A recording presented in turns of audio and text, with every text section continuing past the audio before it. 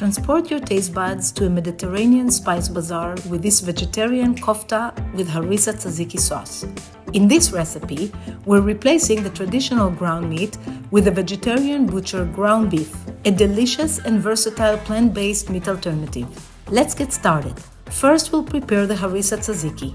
Place the grated and drained cucumbers in a bowl, add the yogurt, harissa paste, roasted garlic, cilantro, and lemon juice. Season with salt and pepper. Next, we'll make the kofta using the vegetarian butcher ground beef, a delicious plant-based meat alternative. Combine the vegetarian butcher ground beef, cumin, coriander, harissa paste, smashed garlic, ginger, onion, green onion, parsley, mint, lemon zest, juice, salt and pepper, and mix well. Shape this mixture into 4-inch long rectangles and chill for an hour. Now we're ready to cook our kofta. Preheat a grill and brush the kofta with oil. Place the kofta on the grill and cook, turning periodically until nicely charred and cooked through. Let's get ready to serve. Spread some harissa tzatziki on a flatbread.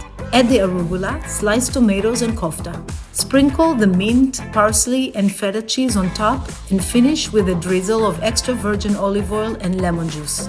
And sprinkle with salt and pepper. So here it is, our finished plant-forward kofta served with our hot and cool harissa tzatziki sauce. Enjoy!